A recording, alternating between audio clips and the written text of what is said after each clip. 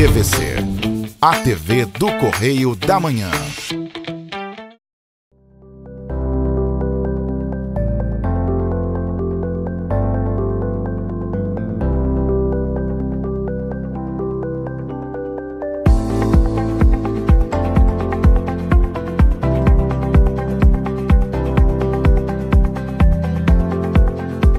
Olá pessoal, tudo bem? Eu sou Sandra Brito e esse é mais um Cultura na TVC, aquele nosso encontro semanal pensado em oferecer a você um momento para falar de artes, de turismo, de literatura, de música e, claro, de muita cultura. E você pode sintonizar a TVC via cabo em Petrópolis no canal 16, em Nova Friburgo no canal 5, em Teresópolis no canal 21, em Três Rios e Paraíba do Sul no canal 3 e em Pati do Alferes no canal 16. É sempre uma satisfação imensa poder chegar até a casa de cada um de vocês. E para quem não teve tempo de assistir aos nossos programas pela TV, é bom lembrar que toda a programação está disponível no nosso portal e também nas redes sociais, o Facebook e o YouTube. Basta procurar por TV Correio da Manhã e facilmente você nos encontra por lá.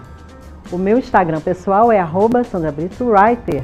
Então eu convido você a conhecer nossas páginas e interagir com a gente. E no programa de hoje você vai ver uma entrevista com o professor Gelsi Correia, que veio falar conosco sobre o livro que acaba de ser lançado, intitulado Um Homem Chamado Liberdade.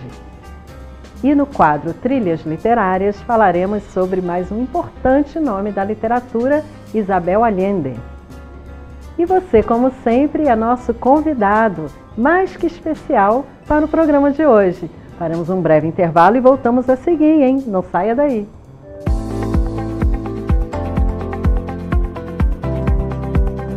O tom confessional e autobiográfico na epistolografia de Machado de Assis. Um estudo inédito acerca de um dos grandes nomes da literatura mundial pela autora Sandra Brito. Já à venda em todo o país e em chiadobooks.com.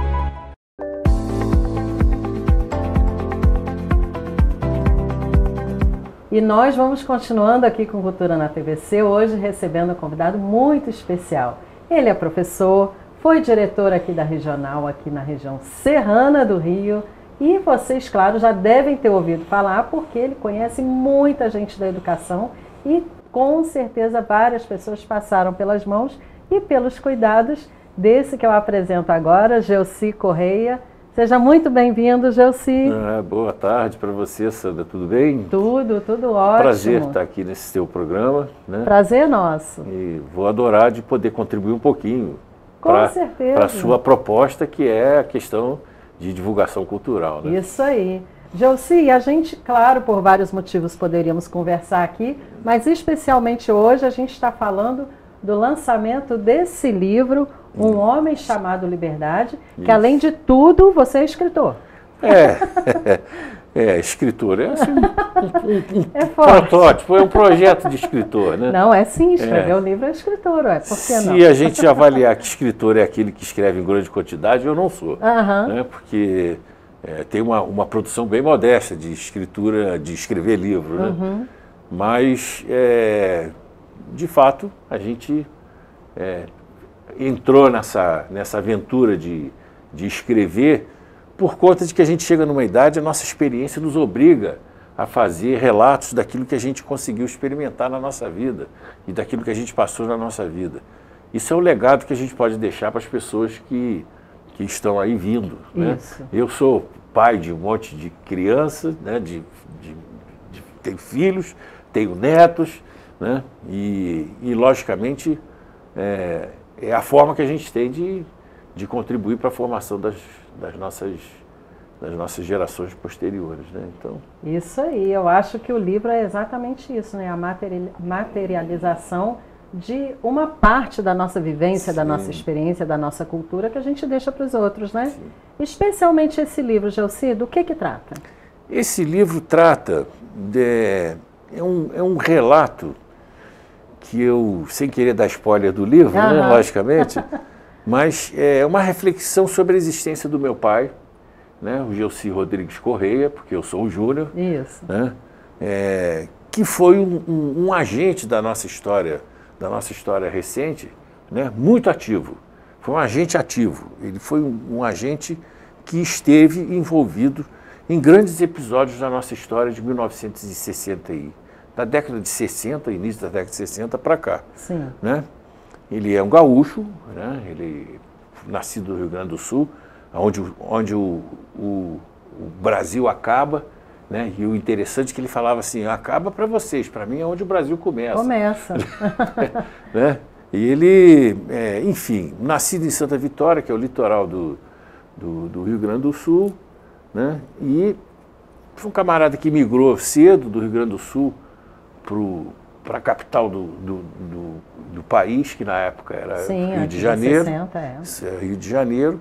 Mas ele migrou de que maneira? Ele saiu do meio rural, tiveram experiência, é uma história longa, né? Uhum. Tiveram uma experiência de vida urbana na cidade de Rio Grande, né, que é uma cidade portuária, e ele debruçou na carreira militar a partir do concurso para sargento, né? Uhum. Que é um concurso nacional. Sim. Que selecionam candidatos à ESA, que é a Escola de Sargentos das Armas, uhum. Né? Que foi uma conquista interessante das Forças Armadas, né? A questão da formação do sargento fora de tropa, né? Numa escola específica. Né? Porque até então o sargento era uma questão de promoção, uhum. dentro da própria unidade que ele frequentava e servia. Né? E aí ele fez isso no finalzinho, no iníciozinho da década de 50. Uhum. Né?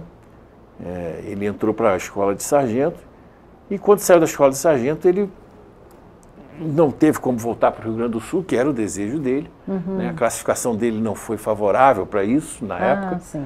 Aí ele veio para o Rio de Janeiro, que era o lugar mais próximo que ele tinha.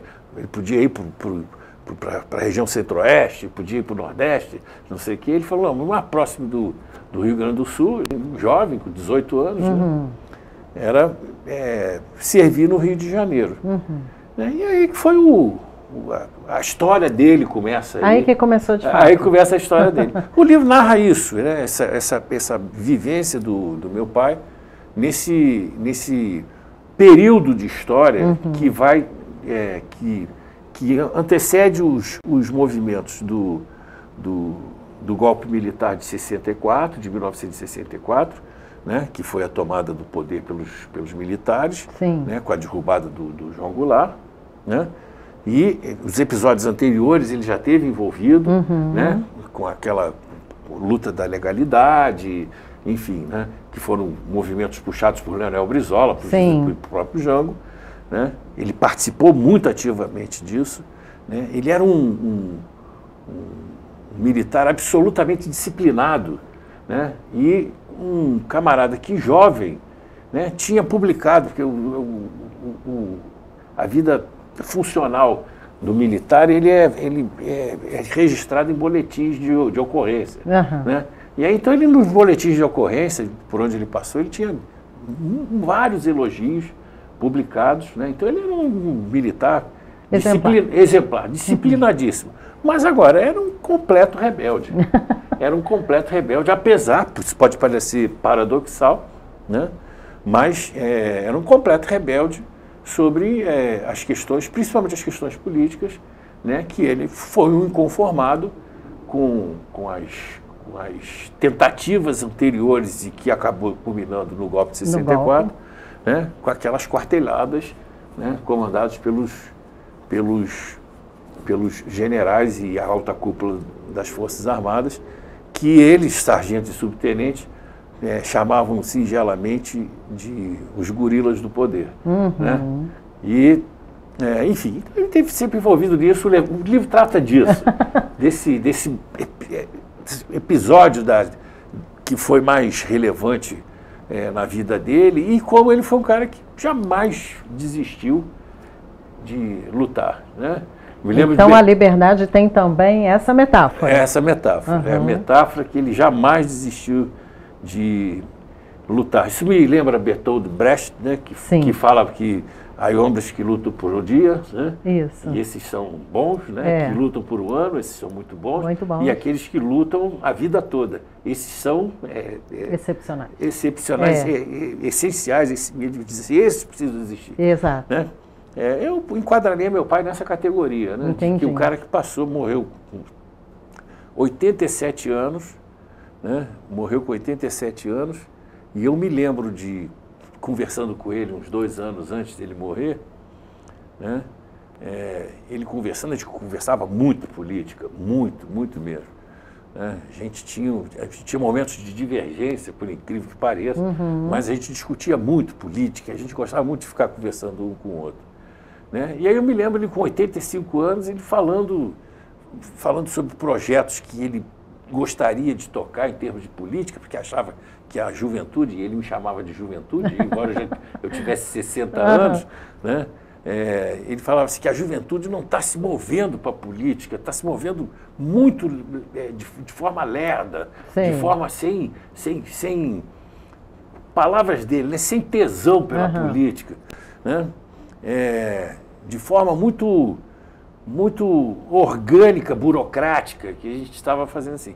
E ele fazendo planos para que ele podia fazer, né, para modificar essa forma da juventude, contribuir para que a juventude recuperasse a estímulo, aquela vontade, aquele desejo de trabalhar com a política, né? E ele falou assim, pô, daqui uns 15 anos, aí eu interrompi a conversa na hora. Porque ele com 85... Você lembra que está com 85? Ele com 85, me falar que está com um projeto de 15 anos, isso me parece uma coisa... Mas como é bonito isso, né? Isso me parece uma coisa completamente... Você está falando que com 100 anos você vai fazer, quer ver alguma coisa, né? Aí ele falou, se for 90, tá bom, pô, mas eu tenho que jogar lá para cima. Porque, quer dizer, ele era um absoluto exagerado nesse quesito de vamos brigar até o fim da vida, né? Era capaz de fazer planos independentemente dele considerar as possibilidades de realizá-lo pela própria contingência da faixa etária que ele estava convivendo, né? E então, como é que foi esse último tempo que você passou com ele, Gelsi? Isso, assim, foi muito intenso, porque foram os momentos das tragédias da vida, né? Ele ficando idoso, mas absolutamente saudável. Né? Lúcido, saudável. É um camarada. Hoje eu tenho uma biblioteca na minha casa que deve ter uns 3.000 exemplares. A biblioteca. Que legal. Né? Uns 1.000 e tanto é herança dele, né? Que ele mudou para um lugar que ele não tinha espaço mais para guardar os livros dele. Que ele sempre foi um consumidor, quanto mais de livros, e além de consumidor, era um leitor, quanto mais. Sei. Né? Era um homem de baixa escolaridade, né? A época dele, ele fez o que era o comercial, que foi o equivalente ao ginásio. Ao ginásio, né? Era o comercial, e que era a educação mínima exigida para o concurso de sargento. Né? Então, era um cara de baixa escolaridade. Antiga 8ª série, né? A 8ª série antiga, atual 9º ano, que isso. é a fase intermediária da primeira etapa da educação básica. Sim. Né? E, assim, embora ele tivesse baixa escolaridade, era um camarada de uma cultura, assim, vastíssima, porque ele lia muito, lia. E lia com a virtude de um bom leitor, ou seja, era capaz de compreender as coisas de forma adequada do que ele estava lendo. Então, ele foi um cara, assim, foi excepcional desse quesito. Mas ele ficando velho e tendo que cuidar da minha mãe. Minha mãe não está saudável, né? Ela tem problema de Alzheimer, coisa e tal, né? E o problema de Alzheimer é que a pessoa vai se deteriorando mentalmente, mas ela fisicamente fica ótima. Porque ela é cuidada, né? Cuidada. Eu acho que ela nunca teve de forma tão sadia sobre o aspecto do controle da pressão dela, sobre o aspecto dos resultados de exame sanguíneo dela. O físico está ótimo. Está ótimo, está ótimo. Ela tem Alzheimer. Né? Aliás, ela até hoje, não, meu pai já morreu há 3 anos, 4 anos vai fazer agora em... Foi 2020? 20. Sim. Faz 4 anos agora, e ela, a gente pergunta assim, meu pai? Ele fala, eu não sei, ele saiu aí, não me falou onde ia. Até hoje ela tem esse troço de que a ausência dele não é percebida por ela, né? Então, mas os últimos anos foram ele cuidando, ele cuidava dela. Tinha lá cuidadoras, coisa e tal, ele tinha uma situação financeira favorável, né? E ele cuidando dela, coisa e tal, e foi assim um negócio que travou um pouquinho os planos dele, esses planos malucos de 15 anos, né? Dali a 15. E aí ele... mas, putz, o que ele mais gostava era conversar política e observar os movimentos atuais, né, da política, né? Me lembro do inconformismo dele com a situação atual dos últimos 4 anos. Sim. Dos últimos 4 anos que a gente teve aí de discurso negacionista, e ele ficava para morrer com isso, né?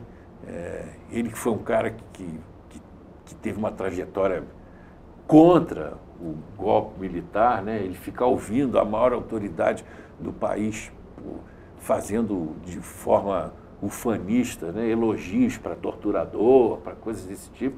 Ele ficava para morrer com isso, né? Esse é o lado rebelde que você antes falou, né? É o lado rebelde dele, né? Que ele não se conformava com isso de maneira nenhuma, né? Não se conformava. Como é que a gente deixou isso acontecer? E ele se incluía nesse troço de como é que a gente deixou. A gente deixou. Quer dizer, ele também tratava do assunto como se fosse uma omissão dele. Né? Ele reclamava da omissão dos novos. Acaba que é sistêmico mesmo, né? Sistêmico, todo mundo junto nisso e todo mundo é corresponsável por tudo, né? Isso aí, né? Quando a gente pensa, as pessoas lá em Gaza, semana passada, há 15 dias a gente fez um programa falando sobre isso e entrevistei um rapaz lá de Gaza e tudo. E em alguns momentos, assistiu? Assisti. É boa a entrevista, né? Boa. Ele é professor também. E aí ele comentando também sobre isso, né? Que acaba que a gente meio que negligencia as coisas e quando vê uma proporção dessa que é difícil retomar. E isso vale para todos os setores, né, Gilson? Infelizmente, né? É verdade. A gente, eu sou professor, né? E a gente... De certa forma, a gente sente assim, um certo gostinho de fracasso da sua ação profissional. Sim. Né? Mas eu não sei se existe algum profissional que tem 100%.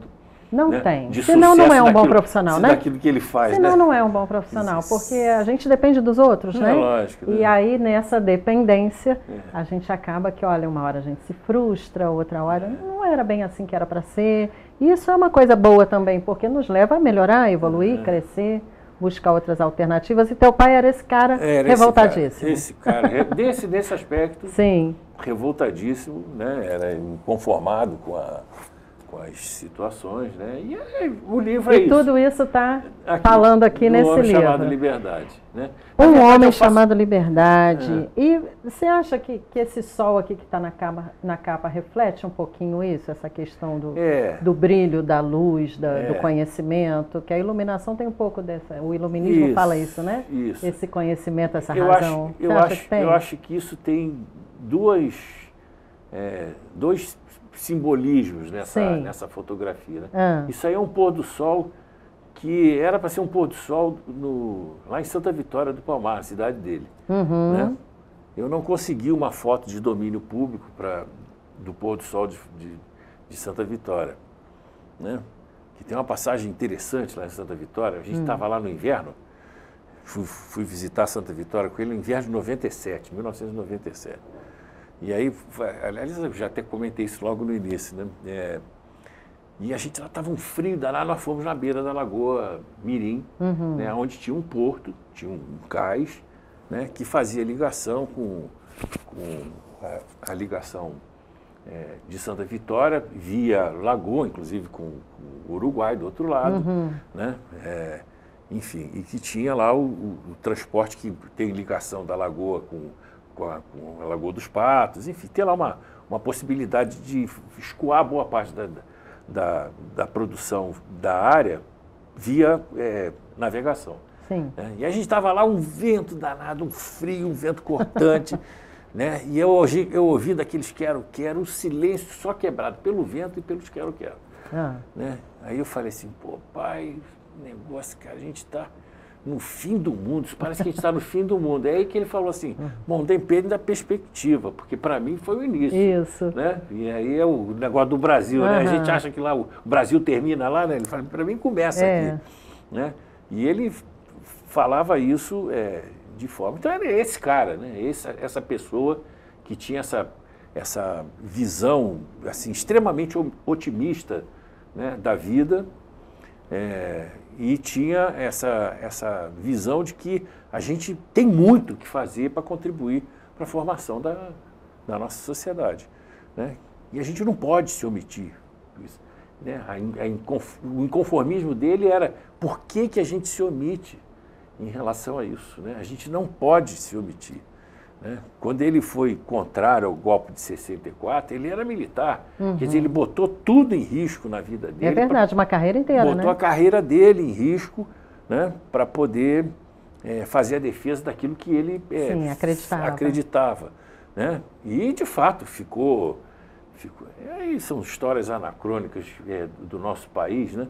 Mas, enfim, ele apostou tudo. Apostou que a defesa do país, a defesa da Constituição, a manutenção do João Goulart no governo era o que todo mundo devia de defender.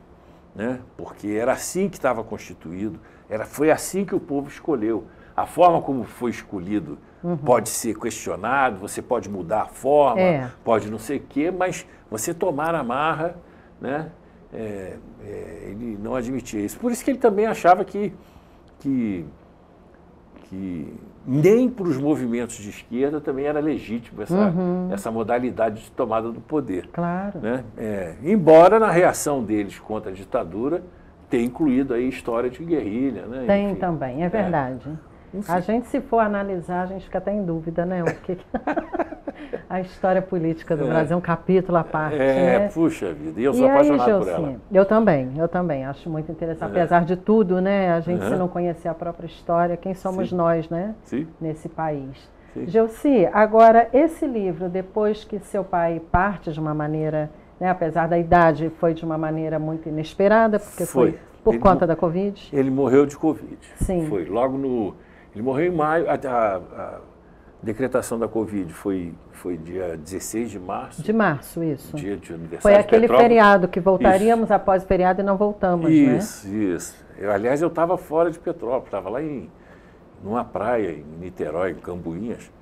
Né? E aí foi aquele pavor que os carros com alto-falante dizendo saiam da praia, desocupem, porque a gente foi decretado isolamento, aquele negócio todo. E a gente pegou o carro e veio para Petrópolis, ficar no isolamento em casa. Né? E aí ele não sobreviveu muito, né? Porque foi em 16 de março, ele morreu em maio. Foi muito rápido, né? Ele morreu em junho, desculpa. Ele morreu em junho. Então, ele ficou internado de 29 de maio a 26 de junho. Né? Então, ele, infelizmente, não teve tempo de conhecer a vacina. Não teve tempo de conhecer a vacina. E ele fala assim, pô, gozar, nas nossas conversas a gente tinha muito disso, né? Ele falava assim, cara, eu não quero morrer entrevado numa cama, né? Que eu acho uma injustiça, eu fiz tantas coisas. Ele foi militar paraquedista, ele fala assim, eu tive sei lá quantos saltos, mais de 2 centenas de saltos, né? Nunca aconteceu de um acidente, nunca quebrei um osso sequer, né? Morrer de acidente de paraquedas para um paraquedista é uma coisa que pode parecer natural, né? Sim. Quer dizer, morreu, purou o paraquedas não abriu, a coisa morreu. Era inerente à profissão, à função dele. Né? É um policial que, lamentavelmente, fica submetido a esses conflitos de tiro, morre de tiro, a gente, tá bom, morreu de tiro, morreu no exercício. Uma fatalidade. Uma fatalidade, né? Aí ele fala assim, pô, fui guerrilheiro, a gente fez um grupo de guerrilha em Caparaó, a gente sobreviveu, cara, peste bubônica, porque quem derrotou o grupo que está lá foi a peste bubônica, não foi o exército que conseguiu acabar com a guerrilha lá. Né? Foi a peste bubônica, todos ficaram doentes. Né? Ficaram um ano quase em Caparaó, fazendo estratégias de guerrilha, coisa e tal. Era uma área de treinamento de pessoas da resistência. Né? Ele falou assim, pô, estive lá e fiz milhares de coisas. Sobrevivi a 7 capotamentos de carro, depois na vida dele normal, assim, ele capotou 7 vezes. Ele conseguiu destruir 7 carros. Nossa né? Senhora. E ele conseguiu ficar, dessas 7, 3 vezes hospitalizado de forma bastante grave, né? Com clavícula quebrada, com bacia rachada, não sei o quê. Ele falou assim, pô, sobrevivi todos esses percalços, né? Eu morrer assim, vegetando numa cama, isso para mim vai ser, de forma alguma, vai ser a derrota, né? Aí, enfim, né? De certa forma ele morreu da forma que ele imaginava, né? Porque Covid durou 20 e poucos dias. 20 e poucos dias. E foi embora. Dos 20 e poucos dias, ele só uma semana, ele consciente, porque depois foi entubado, ele já estava inconsciente, enfim. Mas foi uma... Aí eu falei assim, eu refletindo, né? Quer dizer, já não foi conversando com ele. Tu foi derrotado numa guerrilha que você não conseguia atirar no seu inimigo. Né? Que era verdade. o vírus da Covid. Ele não teve a arma, né? Não tinha arma. Para lutar. Não tinha arma e não tinha nenhuma ferramenta possível. E tantos que têm e não usam, né? Bom, a gente tem gente não até hoje que não aceita, né? Que acha que vacinar é uma bobagem. Né? Enfim, essas pessoas... Né? A gente não teria a sociedade que a gente tem hoje se não fosse as vacinas, se não fosse o antibiótico, se não fosse a aspirina, né? Os grandes avanços, se não fosse a penicilina inventada, tantos se não fosse... anos e esforços da medicina. A gente conseguiu no Brasil erradicar paralisia infantil, né? Aquela paralisia, conseguiu erradicar sarampo, conseguiu erradicar um monte de doenças que eram doenças epidêmicas e crônicas na nossa sociedade. Né? A gente era poliomielite, e a gente conseguiu controlar isso com vacina. E como é que tem alguém agora que fala que vacina é uma coisa absurda, né? Não sei o quê. Então é isso, né? O livro, Sandra, é essa história desse camarada que passou por tudo isso. Passou por tudo isso, um cara fantástico. Quem conheceu, quem teve a oportunidade de conhecê-lo, como a apresentação do livro é de um professor amigo nosso, o professor Atahualpa. Sonhos de Aço. Isso. O professor Atahualpa teve a oportunidade de conhecê-lo e conviver com ele, né? E aí, quem conhecia se apaixonava por ele. A verdade é essa, né? Ele era um cara apaixonante. A forma dele se relacionar com a vida, com as pessoas, embora ele bem mais velho, com os jovens, né? Era uma forma assim, generosa, era uma forma cativante, né? Enfim, ele tinha assim um carisma muito legal em relação a essa questão da história da vida dele, né? Minhas filhas, eu tenho 3, né? Minhas sobrinhas, que eu tenho 2 sobrinhas, que viveram desde criancinha, acompanhadas pelo avô, né? Conhecem essa história, elas conhecem de trás para frente, de frente para trás, porque sempre foram assim, muito conversados dentro de casa, coisa e tal, né? Então ele teve essa virtude, né, de ter essa vida assim, bastante legal, e brigou, de fato, até a morte. Porque depois que a gente volta à normalidade democrática, né, ele se engaja de novo em política, né? Se engaja em política. A gente, quando reconquistou a nossa redemocratização, né, e aí eu falo assim, aí eu já começo a fazer parte da vida dele em termos de militância política também, né? A gente foi formador de partido, na época acompanhando o Leonel Brizola, né? Que teve aquela confusão de PTB, e aí a gente teve que abandonar o PTB, fomos montar o PDT, quer dizer, ele foi militante direto. O tempo todo. Nessas ideias, não abandonava nunca a ideia de que o que ele pudesse fazer para que a nossa sociedade melhorasse, né, ele deveria fazer, né? Em que pese a gente passar também, às vezes, por ser estigmatizado, né, por várias situações de militância política. Sim. Né? Quer dizer, muito comum as pessoas, inclusive da esquerda, né, falar que quem era militante do PDT era brisolista. Isso. É brisolista. É uma necessidade de rotular, né? Brisolismo não é militância política, é um caudilho, não sei o quê, aí é um populista, não sei o que lá, Então, a gente passa por esses momentos rotulantes, né? Em que a gente recebe o rótulo na testa. E eu falo assim, normalmente quem faz isso é quem não quer discutir. Exato, é mais fácil, né? É mais fácil, porque bota o rótulo na testa, acabou.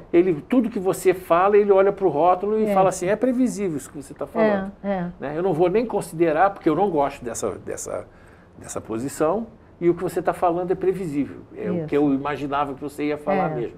Então, não dá margem a você discutir coisas que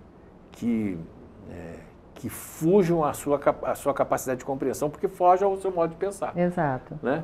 Então, isso para a esquerda ou para a direita, né, a gente tem esses defeitos, né, de militâncias que não permitem, de forma nenhuma, não deixam de forma nenhuma a gente arrumar o caminho do meio. Evoluir, né?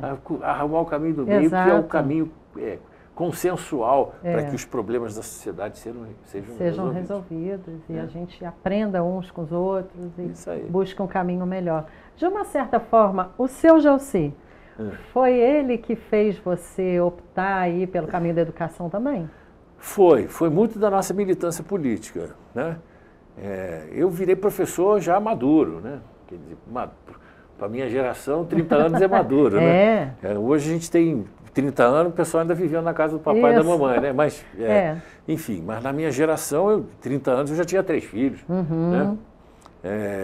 Enfim, eu virei professor aos 32 anos de idade, da educação básica. E aos 30 anos eu virei professor da formação superior. Sim. Né?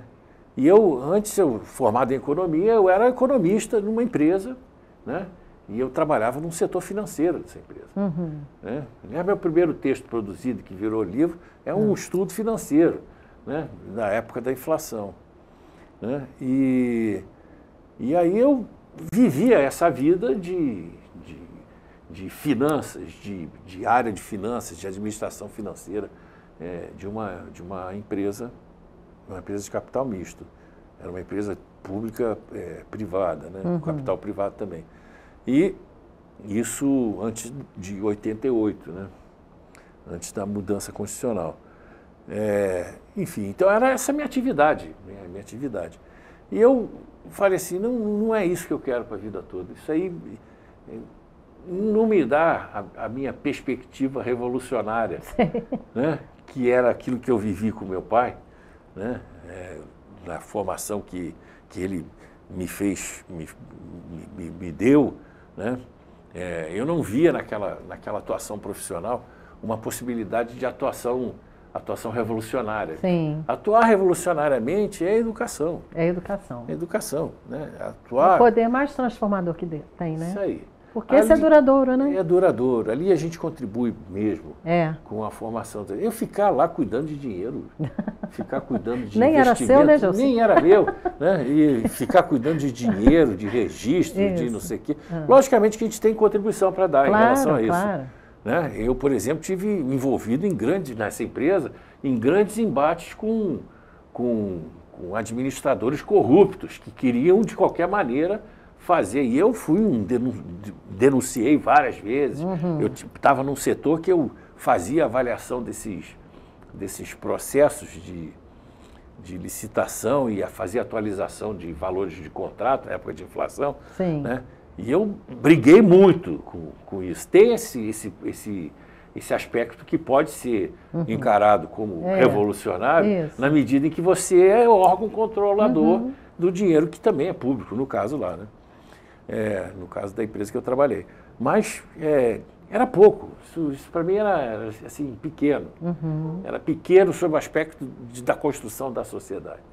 Né? E educação sempre foi um troço que até porque quando eu era militante, formador do PDT, que a gente disputou pelo PDT né, eleições da primeira vez em 82, quando elegeu o Brizola, né, a primeira proposta do Brizola era uma proposta de revolução educacional, Sim. Né, que era o CIEP. O CIEP. Era a proposta de construir 1000 CIEPs, né, que ia ser o maior projeto educacional estruturalmente modificado pelo Estado, né? E que a reação foi daquelas terríveis, né? Eu me lembro daquela época, a gente falando em construir CIEP e as pessoas falando assim, fazer uma escola desse valor custava $1 milhão, um CIEP. E o pessoal dizia que o Brizola roubou pra caramba, de $1 milhão, porque $1 milhão é um absurdo. Imagina hoje. Com a estrutura que tem o CIEP, né? Hoje, um CIEP, se você considerar a inflação, aí é meu papo de economista, Isso. A inflação da década de 80 para agora, né, $1 milhão hoje seriam uns R$10 milhões, mais ou menos. Você não constrói um CIEP hoje com R$10 milhões. Olha só, né? Hoje você constrói mal e porcamente um colégio daquele tamanho, mais ou menos, naquelas estruturas metálicas e com as forrações de drywall. É né? verdade. Enfim, hoje mal e porcamente você faz isso com 10 milhões. Um CIEP, eu conheci um cara que não era brizolista, coisa e tal, nesse meio que eu vivi aí da educação, né? Ele falava assim, cara, um CIEP hoje... 20 milhões, 25 milhões de reais. Não é à toa que é tombado, né, José? Porque é um patrimônio mesmo, né? É a melhor estrutura. Você conhece, você vê aqui em Petrópolis, a gente tem o 137, que está na mão do Estado, é um colégio exemplar. Você tem o Cândido Portinari, um colégio exemplar, né? Uma estrutura fantástica. É estruturado para ser escola, ele foi concebido como escola. E o interessante, Gelsi, te cortando um pouquinho, é que às vezes quando a gente recebe uma pessoa de fora, que não é do Estado, e que vai lá para uma reunião, vai conhecer a escola por algum motivo e tal, fala, nossa, mas a escola do Estado é assim, não acredita, né? Em toda aquela estrutura, tudo aquilo que tem. E não pode se perder isso, né? Porque as notícias que nós temos, e isso é gozado, é um capítulo à parte, acho que dá para fazer uns 2 programas só sobre isso aí. Né? Só sobre isso aí, na questão inclusive da questão cultural, que o CIEP nunca foi uma proposta educacional afastada afastada da cultura. Da cultura, exato. Né? Quando você fala em educação de tempo integral, você não pode achar que você vai botar um aluno sentado numa carteira com um professor chato, né? E aí é autocrítica da nossa... Que faz parte, da nossa profissão, que faz parte. Professor chato ali falando 8 horas na orelha dele, repetindo coisas. Isso, nunca foi. Não é isso. Educação integral não é isso. Educação integral é uma outra coisa completamente distinta disso. E era isso que o CIEP queria, né? E era isso que o CIEP queria. Aí você tinha que ter atividades culturais, você tinha que ter o teatro, tinha que ter a música, tinha que ter a dança, tinha que ter o esporte. Né? Você tinha que ter todas as outras modalidades de atividade humana, né, que não são vinculadas ao ensino e aprendizagem tradicional, né, de senta aí, fala, eu falo e você ouve, e você... Né? Educação bancária. A bancária, né, que o pessoal tem tanto tentado crucificar Paulo Freire, né? Enfim, mas o CIEP tinha uma proposta diferente. Então, foi por isso que eu, desde o início, em 82... Ali brilhou o olho. Em 82 eu tinha 23 anos, eu estava na escola já de economia, mas a educação era um apelo desde o início. Né? E aí foi uma vida inteira? E aí foi uma vida inteira achando que a educação, e que acho até hoje, né, que a educação é a grande mola propulsora do desenvolvimento de qualquer país, de qualquer sociedade que se pretenda evoluir, né, que tenha a pretensão de evoluir. Se ela não apostar nesse elemento educação, né, ela não vai desenvolver nunca. Desde cedo, né, Gelsi? Desde sempre, né? Desde sempre. Né? Todos os modelos de países desenvolvidos, você vê. Aliás, o Darcy Ribeiro falava isso. Quando os detratores falavam assim, vocês ficam falando que isso é coisa de comunista, que é coisa de socialista, é o socialismo moreno, que o Darcy Ribeiro tinha proposta nossa do socialismo moreno, né? É o socialismo moreno, é não sei o que, coisa e tal. Mas a escola nos Estados Unidos é escola de tempo integral. Integral. é escola de tempo Em integral. vários países europeus também. Em vários Mas países. aqui se critica. Aqui a gente criticava a educação integral como Onde sendo uma mais coisa se precisa, negativa. né? Onde mais se precisa, porque pai e mãe estão trabalhando, onde deixa a criança, né? Isso aí. E aí se tinha uma coisa negativa, por quê? Por uma visão patrimonialista horrorosa. Porque você tem um prédio que nem o CIEP, se você tem a educação parcial, como a gente tem até hoje, né? A maioria, né? Você tem uma escola, um prédio, que atende 3 escolas. Porque você tem turno da manhã, da tarde e da noite. Aí você, na verdade, tem 3 escolas em uma só. Tudo meia boca, porque é daquele tempo parcial. Quando se fala em escola de tempo integral, é um desenvolvimento diferente. Aí, em termos de patrimônio que a gente tem que ter para poder desenvolver a educação integral, é um investimento muito maior. Exato. Né? E aí, eu tento evitar falar esse nome, mas as elites que dominam o capital e a economia, né, não estão interessadas nisso, porque povo educado é um povo que reivindica. É um povo que sabe como é que faz a reivindicação. Fica rebelde, né? Fica rebelde. Né? Fica rebelde. Pegando ali, voltando no seu Gelsi. E aí, Gelsi, quem se interessar pelo livro, como é que a gente faz? Tem uma maneira de entrar em contato? Onde te acha? Tem. O livro está disponível na... Posso fazer publicidade aqui? Pode e deve. O espaço é aberto para isso. Então, o livro aqui em Petrópolis ele é vendido pela Livraria Nobel. Né? Lá na 16 de março, né? É a única livraria que vende o livro. E põe na internet, né? Mas aí a internet fica caro, o livro.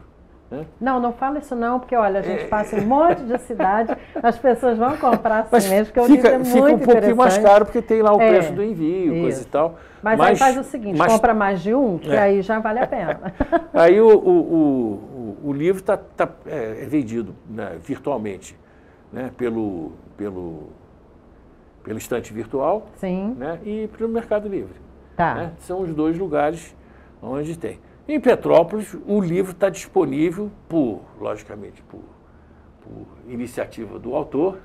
Está disponível em todas as escolas estaduais, né, as bibliotecas de todas as nossas 11 escolas estaduais, 12 com o SEJA, né, que é o Centro de Educação de Jovens e Adultos. Né, nós temos o livro disponível nas bibliotecas, né, para que os alunos, né, que possam ter algum tipo de dificuldade de adquirir livro, né, tenham possibilidade de acessá-lo nessa nossa rede de escolas estaduais. Eu estou acabando aqui. A rede que eu coordenei, né, na Serrana, ela é bem mais do que Petrópolis. Né? Ontem eu estava fazendo distribuição desse livro lá em Teresópolis. Né? Depois vou fazer essa distribuição de livro na rede de Magé. Né? Até porque meu pai foi um militante de Magé também, né? Então ele tem que estar lá de alguma forma. Tem que estar lá de alguma forma. Né? E aí vou fazer distribuição para as escolas de Magé.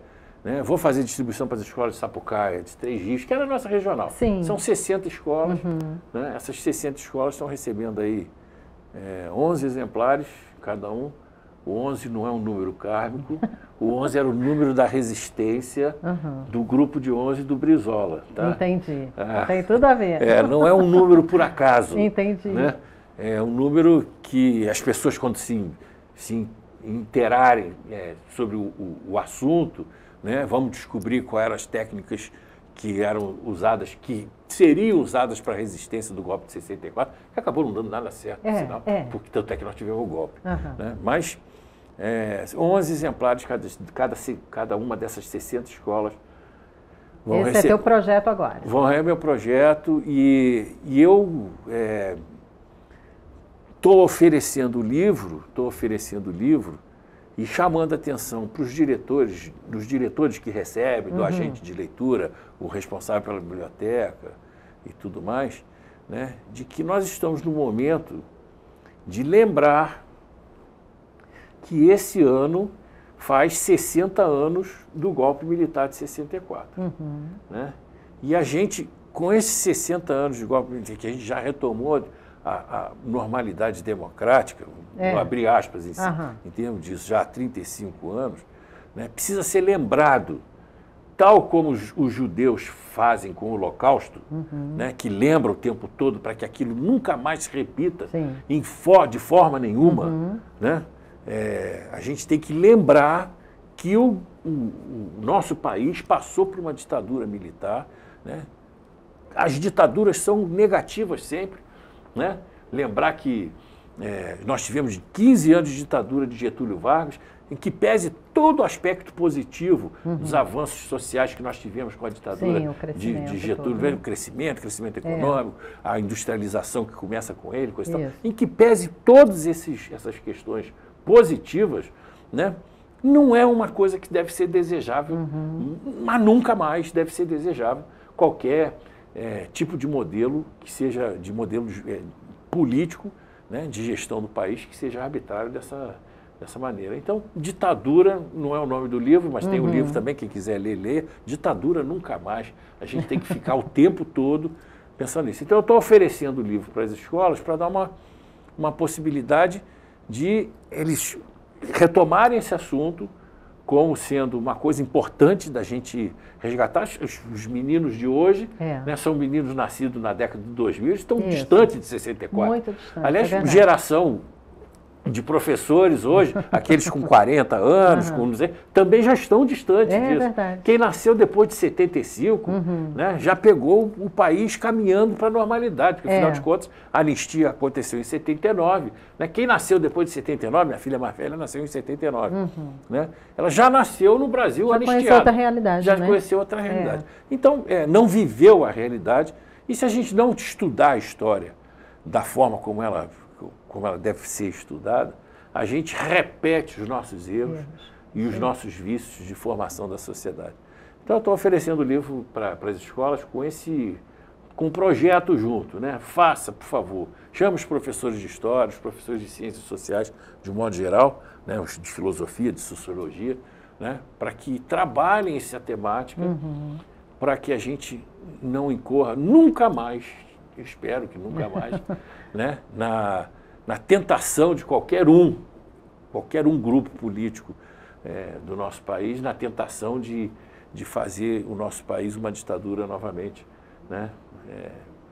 Da forma como a gente viu aí sendo defendido e da forma como foi tentado no dia 8 de janeiro de 2023. Né? Então, o livro é isso. Né? Isso, na verdade, o livro é uma homenagem ao meu pai e são os 15 anos que ele não pôde viver para continuar brigando. Entendi. Né? Então, mas ele continua, né?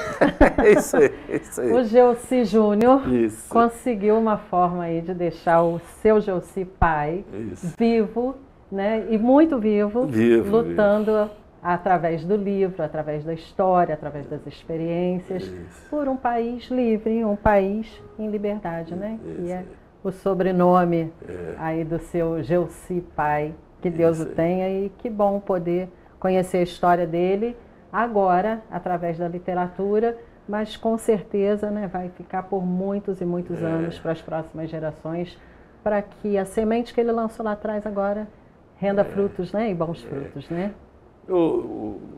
Sandra, eu fiquei impressionado a quantidade de obras que tratam do golpe de 64 e dos momentos anteriores em que aparece o nome do meu pai. Né? Muitos autores, historiadores, jornalistas e coisa e tal. Isso me chamou muita atenção, porque meu pai falava assim, eu fui um militante modesto, coisa e tal. Não foi. Não foi. Tanto é que é citado, ele participou porque a história é feita assim, daqueles momentos que são emblemáticos, né? E ele participou daqueles momentos emblemáticos de forma direta e contundente. Né? Então, um cara que ficou no registro da história, por conta desses momentos emblemáticos.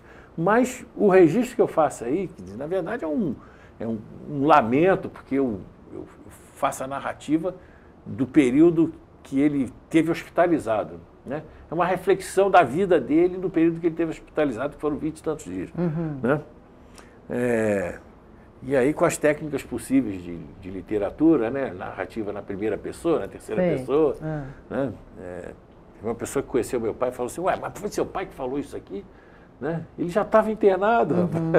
Quer dizer, mas isso é conseguiu traduzir bem. O aspecto que a literatura nos permite, né? A gente transitar do do narrador, né? É, do narrador. Do personagem para o observador. Para o observador e coisa e tal. Eu me lembro de ter lido um livro que quem narra o livro inteirinho é um feto na barriga da mãe. Né? O Enclausurado, o nome do livro. Né? Enfim, mas como é que um feto escreveu? Né? Não foi o feto que escreveu, mas a narrativa do ponto de vista do... Nos leva para isso, né? O bonito da arte é isso, né? Nos leva para outro patamar. Gelsi, eu agradeço muito sua visita aqui ao nosso estúdio. Fiquei muito feliz de conhecer a história do seu pai. A gente já conhece um pouco sua trajetória na educação. Sei que daria mais uns 3 programas aí contando só. Você fica à vontade. Você já viu que eu sou um falador contundente, né? Vou falar com o nosso diretor, a hora que não tiver matéria, a gente chama o Gelsi. Não tem nada para fazer aí, vamos chamar o Gelsi para falar de literatura chinesa. Brincadeira, né? Brincadeira, Gelsi, mas olha, foi muito bom conversar com você, saber a história do seu pai, saber que ele deixou para você esse vigor, né, pela liberdade, pela democracia, pela construção de um país melhor, mais consciente. E é isso que a gente pretende agora divulgar com esse livro e trazer mais pessoas também que possam fazer a diferença, né, transformar a vida das outras pessoas e quem sabe caminhar para um país melhor. Muito obrigada, tá, Gelsi? Quem agradece sou eu, né? Você me dá essa oportunidade de fazer a divulgação do seu programa, que tem uma audiência muito boa, né? E de tratar de um assunto tão político numa área de cultura. Exato. Né? Porque política e cultura não são elementos separados. Né? Estão sempre juntos. Né? A gente não pode separar cultura e política, porque, afinal de contas, política é o modulador de várias manifestações nossas, Exato. E as culturais, inclusive. Inclusive, né? É isso. Então, fico eu que agradeço a oportunidade de ter falado aqui no seu programa. Né? E você pode ficar à vontade de me convidar quantas vezes você quiser para a gente falar sobre assuntos da educação, da convergência da educação com a cultura. Isso aí. E os projetos que possam existir em relação a isso. Fica à vontade. Muito obrigada, Gelsi. E você, olha, fica a dica aí, não se esqueça, Um Homem Chamado Liberdade, Gelsi Rodrigues Correia Júnior. Nossa dica de leitura já para você encomendar e ler e saborear essa história. E claro, você não saia daí porque tem mais programa.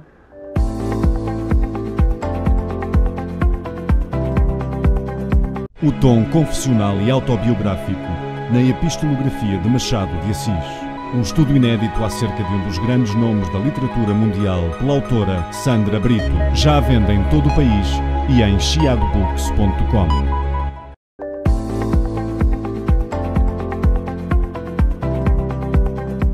E chegou o momento de conhecer mais um grande nome da literatura.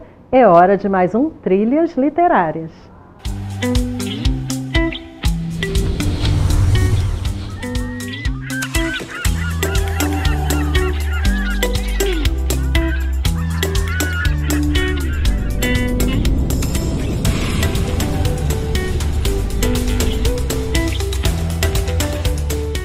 A nossa homenageada de hoje é uma escritora e jornalista chilena. Seu livro mais conhecido, A Casa dos Espíritos, foi adaptado para o cinema em 1993. Suas obras foram traduzidas para vários idiomas.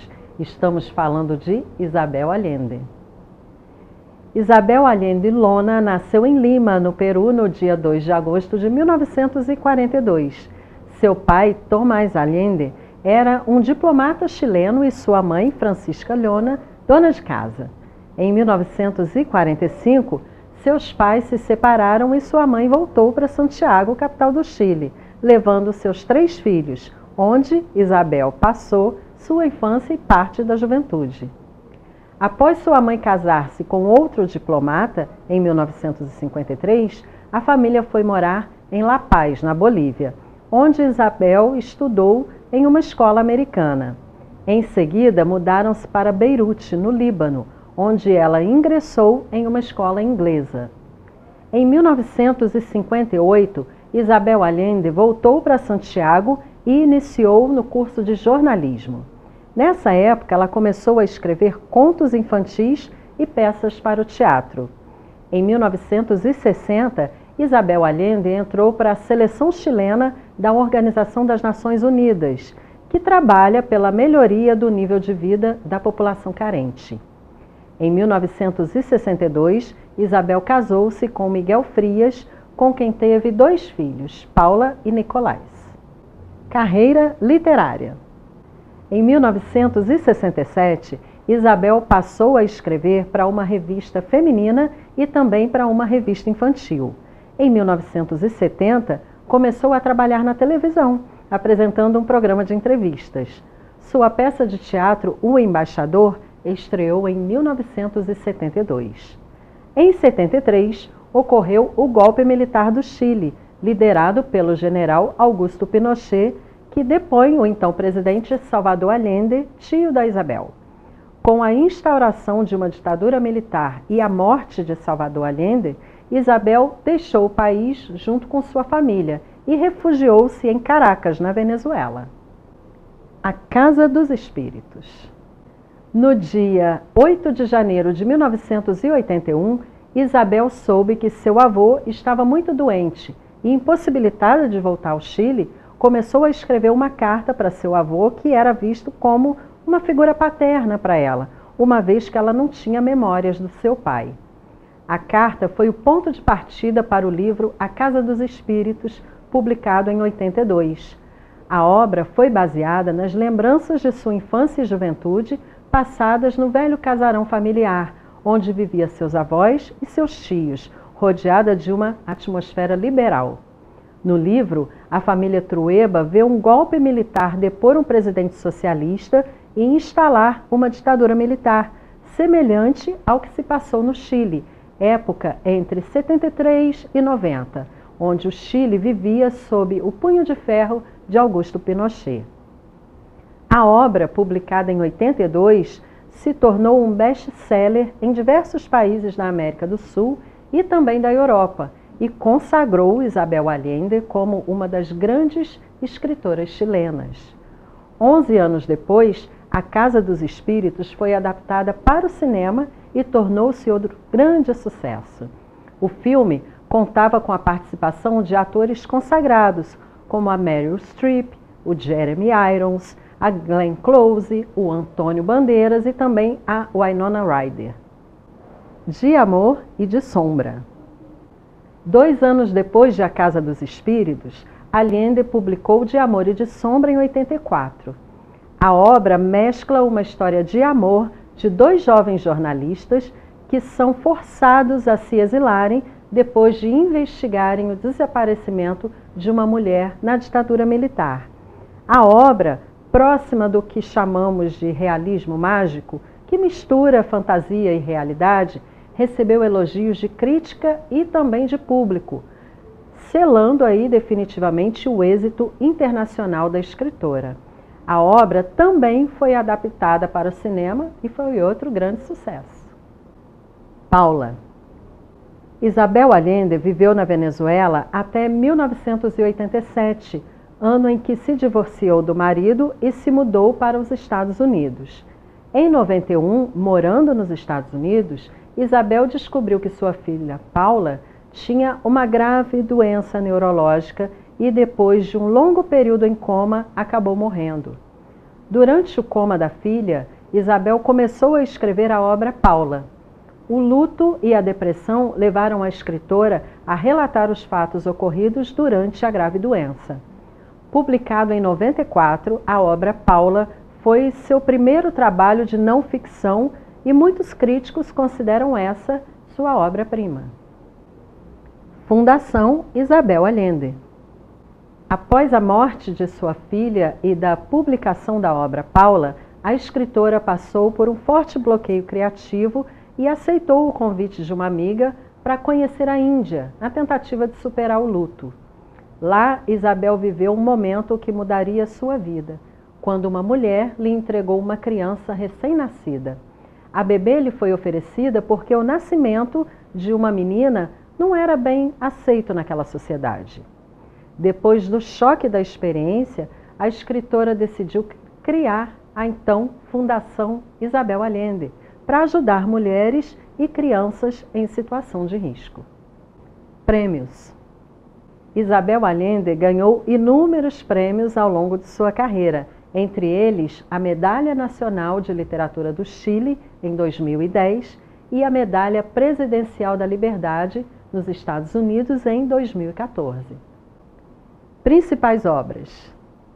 Entre as obras mais importantes de Allende, que são muitas, podemos citar A Casa dos Espíritos, de 82, De Amor e de Sombra, de 84, Eva Luna, de 87, O Plano Infinito, de 91, Paula, de 95, Afrodite, de 98, Filha da Fortuna, de 99, Retrato à Sépia, de 2000, A Cidade das Feras, 2002, O Reino do Dragão de Ouro, 2003, O Bosque dos Pigmeus, 2004, Zorro Começa a Lenda, 2005, Inês da Minha Alma, 2006, A Soma dos Dias, 2007, A Ilha Sob o Mar, 2009, O Caderno de Maia, 2011, O Jogo de Reaper, 2014, O Amante Japonês, 2015, Muito Além do Inverno, 2017, Longa Pétala do Mar, 2019,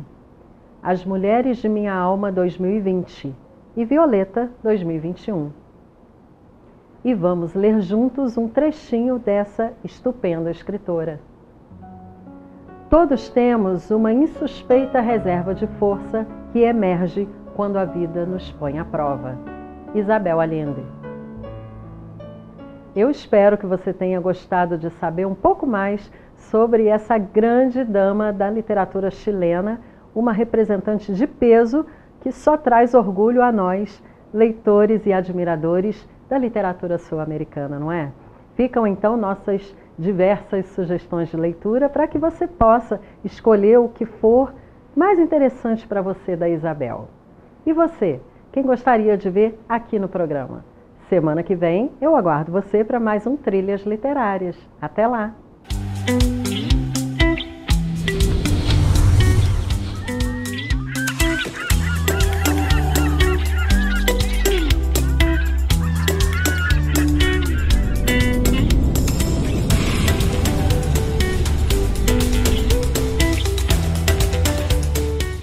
E assim vamos terminando mais um programa. Muito obrigada a todos pelas mensagens, pela audiência e pelo carinho de sempre.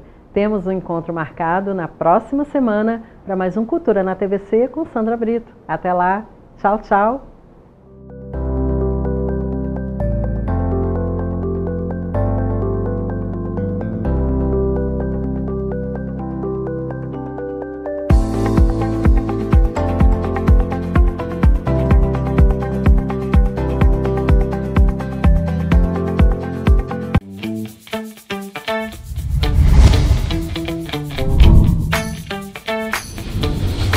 TVC, a TV do Correio da Manhã.